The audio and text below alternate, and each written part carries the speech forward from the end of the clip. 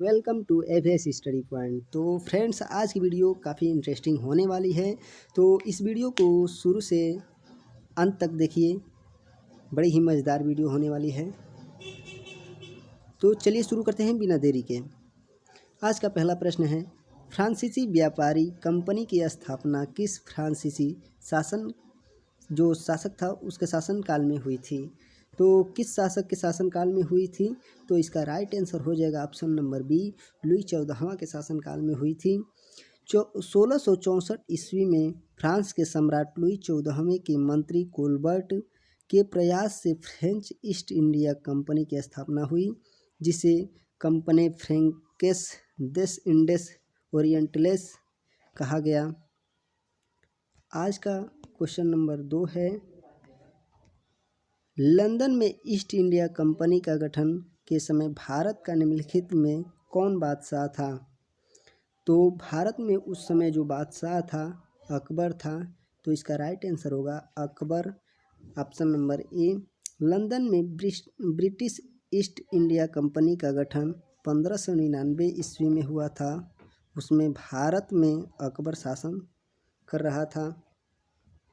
Question number 3 कह रहा है, निम्नलिखित यूरोपीय व्यापारिक कंपनियों में से किसने सूरत में सर्वप्रथम कारखाना स्थापित किया? तो सर्वप्रथम अंग्रेज़ों ने कारखाना स्थापित किया। जहांगीर ने 1613 ईस्वी में सूरत में अंग्रेज़ों को अस्थायी कारखाना स्थापित करने की अनुमति प्रदान की थी। 1623 तक अंग्रेज़ों ने सूरत, आगरा, अहमदाबाद, मछलीपट्टनम में अपनी व्यापारिक कोठियों को स्थापित कर ली थी।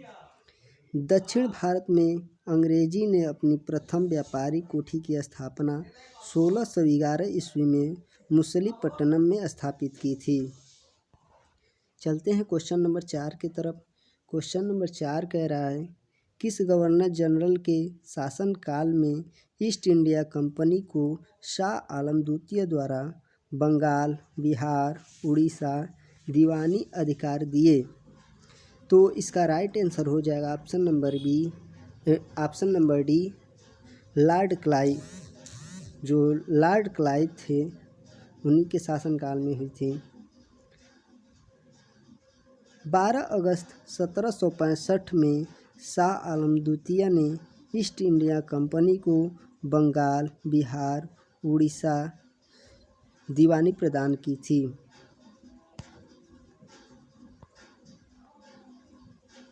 निम्नलिखित में से किस अंग्रेज अधिकारी ने पुर्तगालियों को स्वाली के स्थान पर हराया था?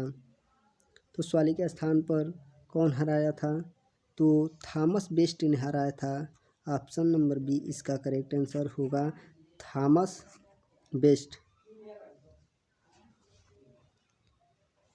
अंग्रेज कैप्टन बेस्ट द्वारा सूरत के समीप स्वाली में पुर्तगालियों के जहाजी बेड़ों को पराजित कर उसे व्यापारिक एकाधिकार को भंग कर दिया।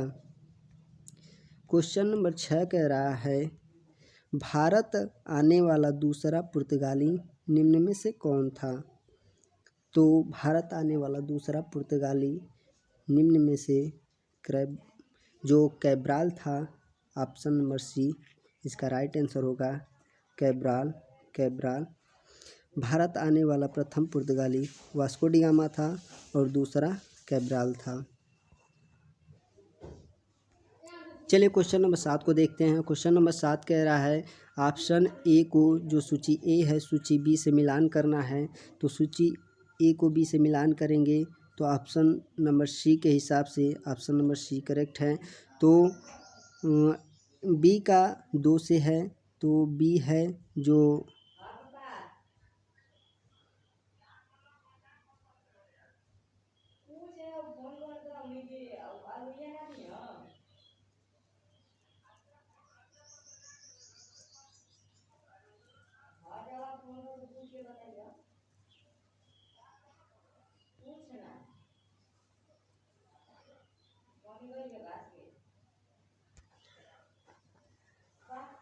तो चलिए क्वेश्चन नंबर 7 को हल करते हैं। सूची ए का सूची बी से मिलान करना है।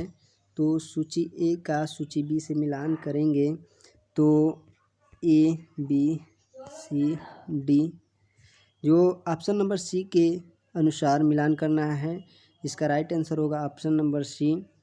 तो ऑप्शन नंबर सी के हिसाब से आप मिलान करेंगे तो ऐसे सूची निकल के आएगी। जो वास्को डी गामा है वो कहाँ का रहने वाला है? वास्को डी गामा पुर्तगाल का रहने वाला है। और जो क्रिस्टोफर कोलंबस है वो कहाँ का रहने वाला है? स्पेन का रहने वाला है। और जो कैप्टन कुक है वो किस देश से बिलोंग करता है? ग्रेट ब्रिटेन से बिलोंग करता है। और जो तस्मान है वो हॉलैंड देश से बिलोंग करता है। चलते हैं नेक्स्ट क्वेश्चन की तरफ। क्वेश्चन नंबर 8 कह रहा है, बंगाल में निम्न में से कौन सा कारखाना जो है डचों ने स्थापित किया था? तो बंगाल में चीनसूरा नामक कारखाना है जो डचों के द्वारा स्थापित किया गया था। क्वेश्चन नंबर 9 कह रहा है, कर्नाटक युद्ध किन किन के मध्य लड़ा गया था? तो जो कर्नाटक युद्ध है अंग्रेज एवं फ्रांसीसी के बीच लड़ा गया था। प्रथम कर्नाटक युद्ध 1746 से 1748 ईस्वी के बीच अंग्रेज और फ्रांसीसी के बीच लड़ा गया और 1748 ईस्वी में एक्सला-सैपेल की संधि के द्वारा प्रथम कर्नाटक युद्ध समाप्त हुआ था। क्वेश्चन नंबर 10 की तरफ चलते हैं। मध्यकाल में सर्वप्रथम भारत से व्यापार संबंध स्थापित करने वाले थे, कौन थे? तो पुर्तगाली थे जो सर्वप्रथम भारत से व्यापार स्थापित करने वाले हैं। मध्यकाल में सर्वप्रथम भारत से व्यापार संबंध स्थापित करने वाले थे जो पुर्तगाली थे। तो इसका राइट आंसर हो जाएगा ऑप्शन नंबर सी। 1503 ईस्वी में काली मिर्च मसालों के व्यापार पर एकाधिकार प्राप्त करने के उद्देश्य से पुर्तगालियों ने कोचीन के पास, जो कोचीन है भारत में, उसके पास अपनी पहली व्यापारिक कोठी बनाई। इसके बाद कुन्नूर में 1505 ईस्वी में दूसरी फैक्ट्री स्थापित की। क्वेश्चन नंबर 11 कह रहा है डच ईस्ट इंडिया कंपनी ने किस वर्ष अपनी फैक्ट्री पटना में स्थापित की? तो किस वर्ष स्थापित की?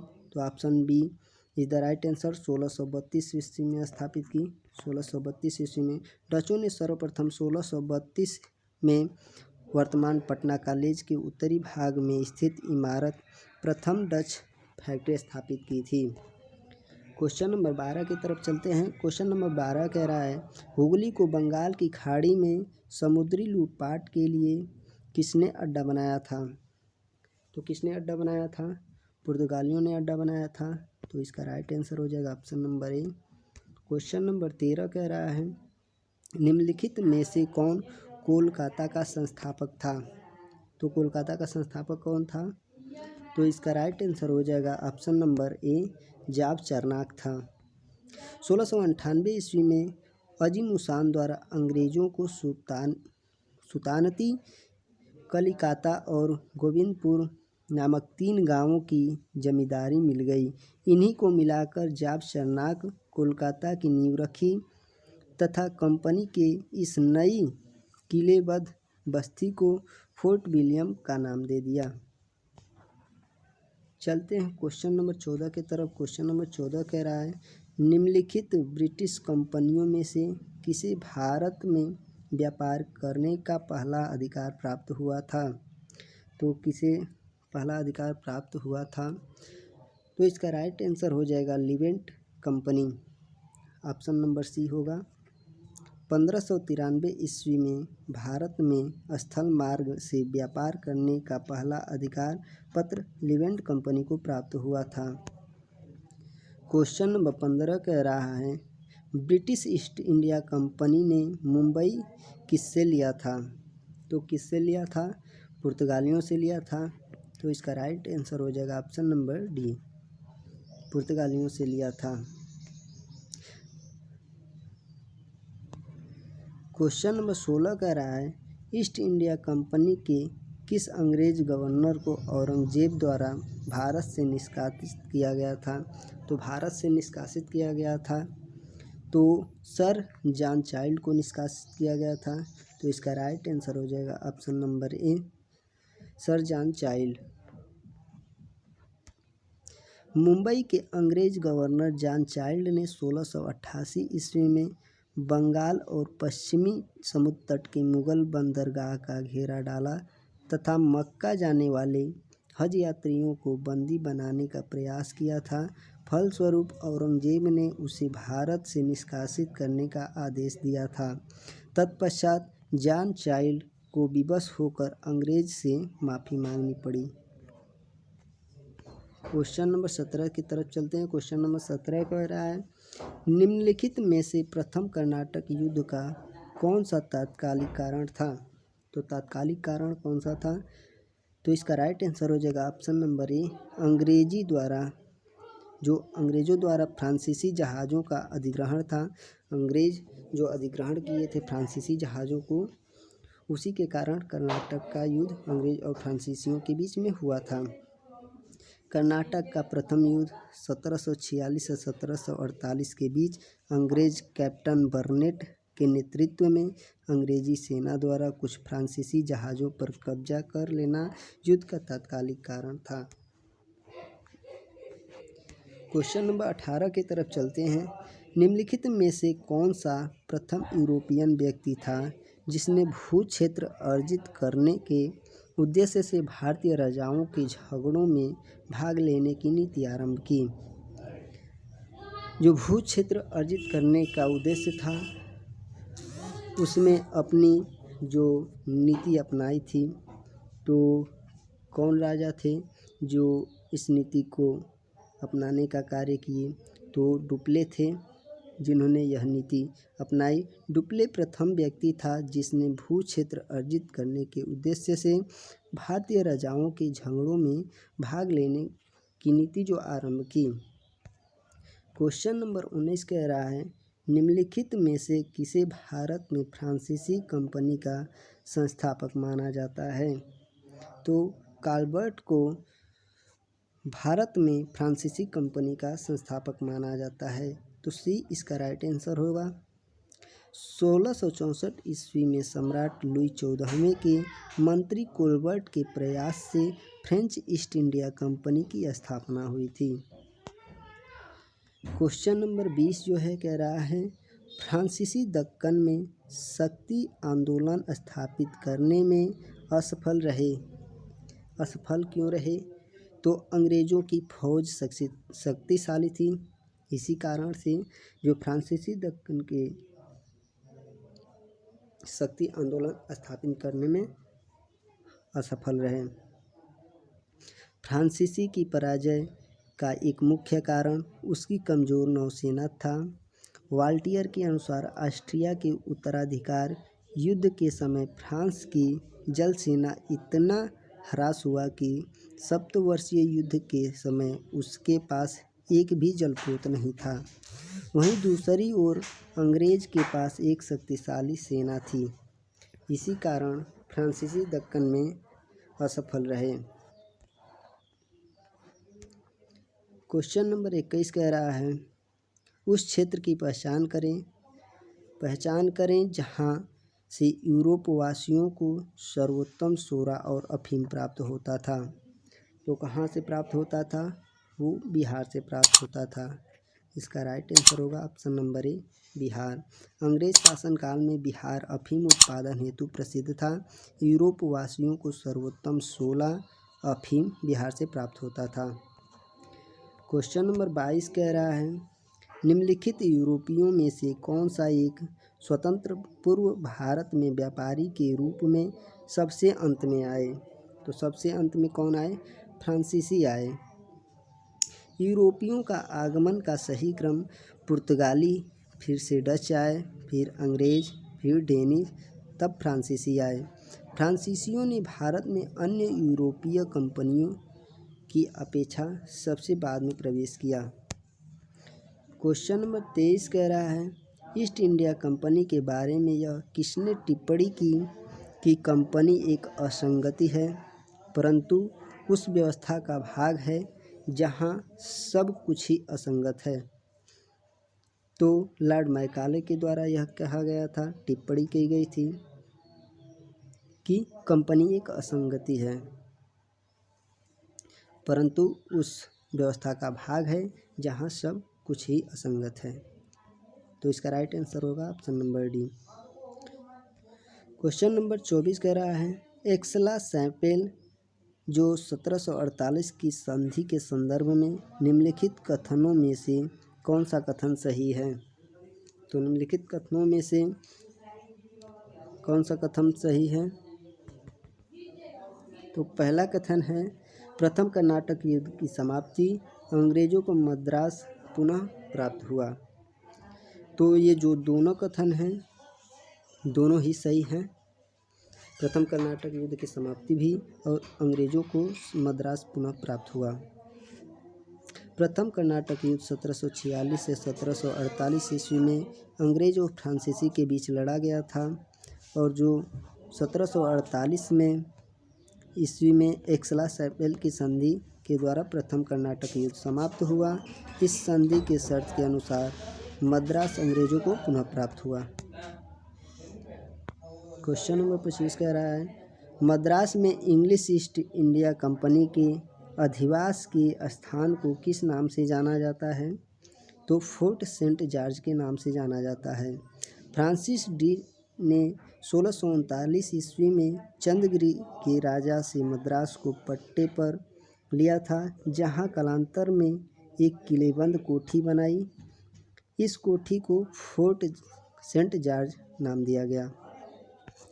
क्वेश्चन नंबर 26 कह रहा है, 17वीं शताब्दी के आरंभ काल में अंग्रेजों के साथ व्यापार वार्ताएं शुरू करने के लिए मुगल निम्नलिखित में से किस बात से प्रेरित हुई?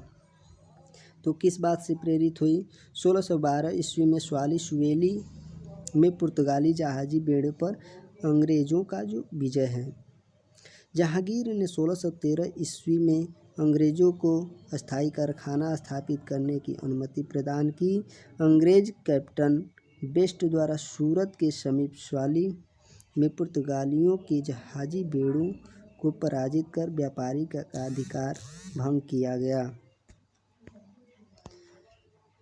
क्वेश्चन नंबर 27 कह रहा है, भारत में यूरोपीय शक्तियों के प्रवेश में निम्न में से कौन सा कथन सत्य नहीं है? तो कौन सा कथन सत्य नहीं है? पुर्तगालियों ने 1499 ईस्वी में गोवा पर कब्जा किया था, तो बिल्कुल गलत है। अंग्रेजों ने दक्षिण भारत में अपना पहला कारखाना मछलीपट्टनम में स्थापित किया, सही है। पूर्वी भारत में अंग्रेजी कंपनी ने 1633 ईस्वी में उड़ीसा में पहला कारखाना बालासोर में लगाया, ये भी सही है। डुप्ले के नेतृत्व में फ्रांसीसी 1746 ईस्वी में मद्रास पर कब्जा किया, ये भी बिल्कुल सही है। तो इसका राइट आंसर होगा ऑप्शन नंबर ए, जो बिल्कुल गलत है और असत्य को पहचानना है। अल्फांसो द अल्बुकर्क ने 1510 ईस्वी में बीजापुर के यूसुफ आदिल शाह से गोवा को जीत लिया था। क्वेश्चन नंबर 28 कह रहा है, भारत में फ्रांसीसियों ने अपना पहला कारखाना किस स्थान पर स्थापित किया था? तो सूरत में स्थापित किया था। 1668 ईस्वी में फ्रैंकोइस कैरो द्वारा सूरत में प्रथम फ्रांसीसी फैक्ट्री लगाई गई थी। क्वेश्चन नंबर 29 कह रहा है,